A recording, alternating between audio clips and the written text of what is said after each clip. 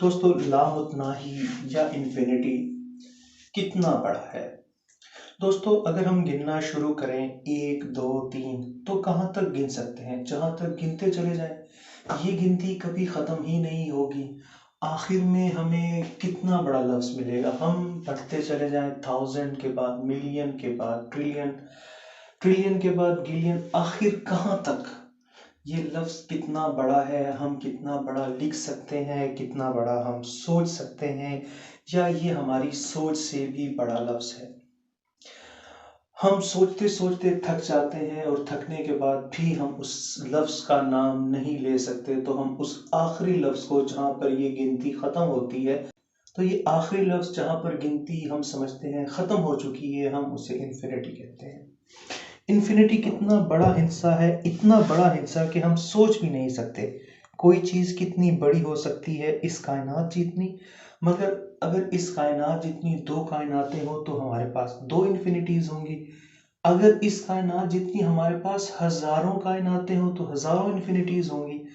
अगर इस कायनात जितनी इन्फिनिटी कायनात हमारे पास मौजूद हो तो फिर कितनी ज्यादा इन्फिनिटीज होंगी। इस चीज का सोचना भी हमारे लिए महाल है।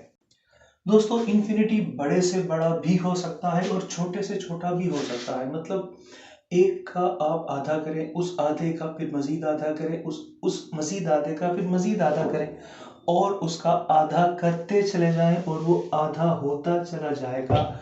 एक वक्त आएगा, बल्कि ऐसा कोई वक्त आएगा ही नहीं कि वो आधा होना कम होगा या खत्म होगा, वो मजीद आधा होता चला जाएगा। दोस्तों, ये इन्फिनिटी कोई जगह है, कोई नंबर है, या वक्त है। कुछ लोगों के लिए इन्फिनिटी बहुत डरावनी है, कुछ लोगों के लिए ये बहुत ही ज़्यादा अच्छी है या बहुत ज़्यादा खूबसूरत है।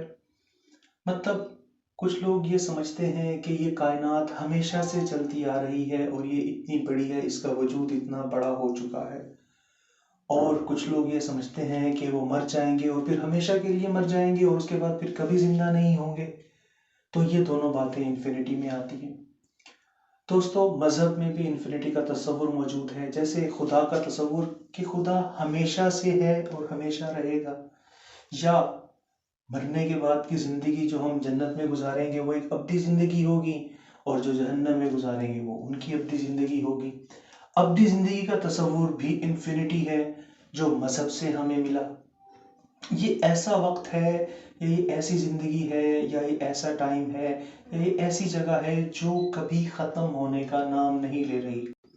दोस्तों, इन्फिनिटी कितनी बड़ी हो सकती है, कितनी जगह, और इन्फिनिटी में कितनी जगह हो सकती है, कितनी गुंजाइश हो सकती है, इसको समझने के लिए हम एक इन्फिनाइट होटल की एग्जांपल लेते हैं।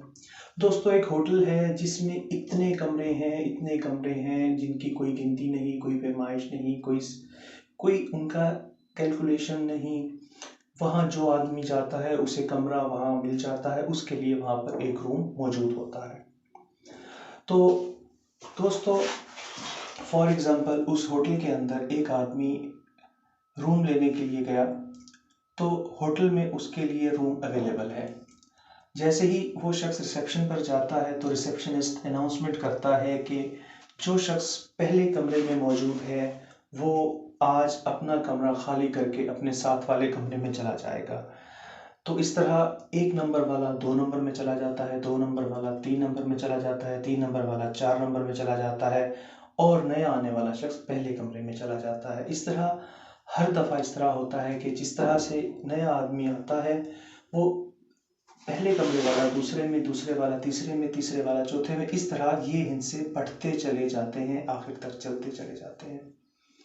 दोस्तों, एक मर्तबा इस तरह होता है कि एक मेहमानों की बहुत बड़ी, गेस्ट्स की एक बहुत बड़ी बस आ जाती है और उन्हें उस होटल के अंदर कमरे चाहिए हैं।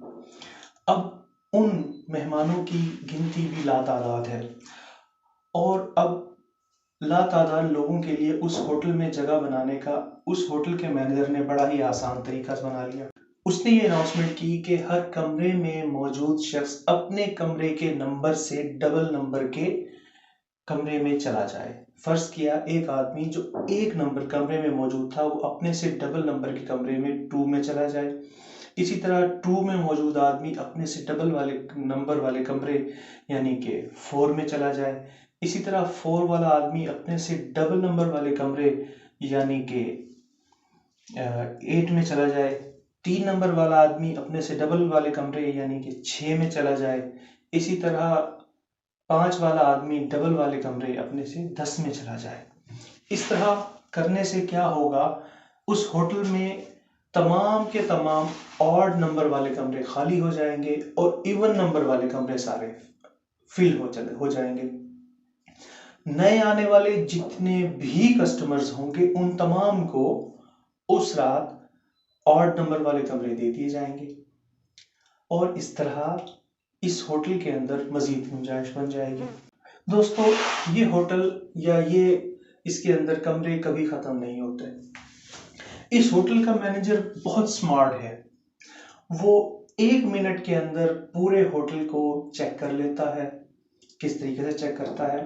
पहले कमरे को वो आधे मिनट में चेक करता है, उससे आगे वाले कमरे को उससे आधे मिनट में चेक करता है, उससे आगे वाले कमरे को उससे आधे वक्त में चेक करता है, उससे आगे वाले कमरे को उससे ज्यादा आधे वक्त में चेक करता है।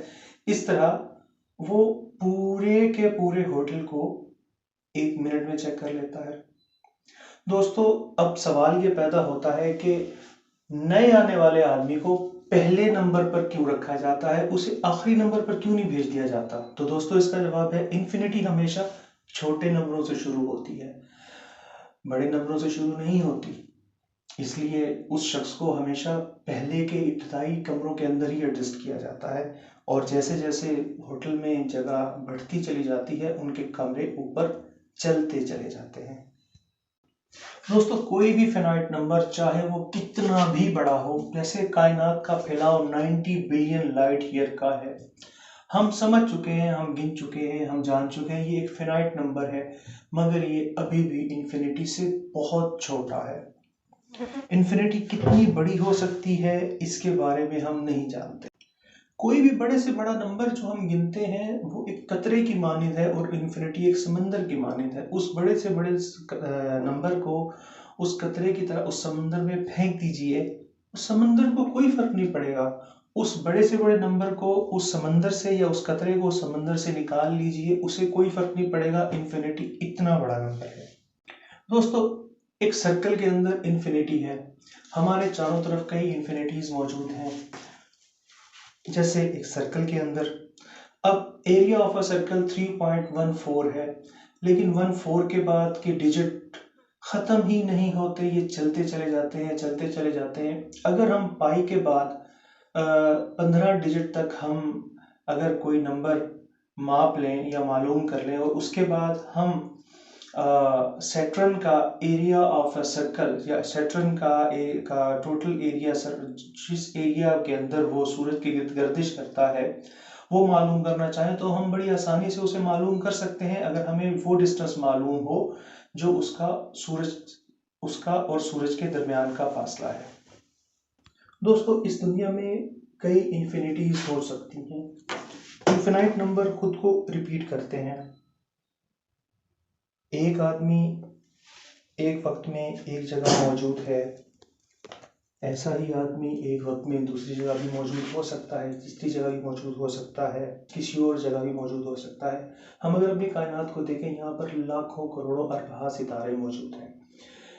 कोई भी सैयारा जो अपने उस सितारे के गिर्द हैबिटेबल जोन में घूम रहा है, वहाँ पर बिल्कुल ज़मीन जैसा ही एनवायरनमेंट होगा, वहाँ पर बिल्कुल ज़मीन जैसी ही आबादी होगी, वहाँ पर बिल्कुल ज़मीन जैसा ही माहौल होगा, ज़मीन जैसे ही लोग होंगे। ये साइंसदानों का मानना है।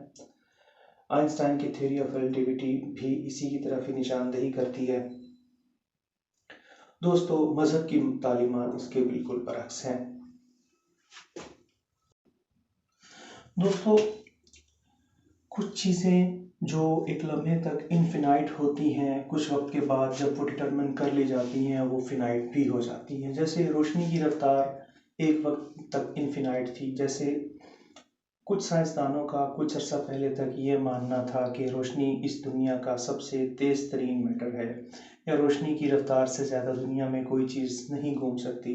लेकिन रोशनी की रफ्तार को मैयर करने के बाद जब साइंसदानों ने डीप स्पेस में देखा कि बहुत से ऐसे अजसाम भी मौजूद थे जो रोशनी की रफ्तार से भी ज़्यादा तेज़ रफ्तार से सफ़र कर रहे थे, तो इस तरह साइंसदानों का ये ख्याल तब्दील हुआ।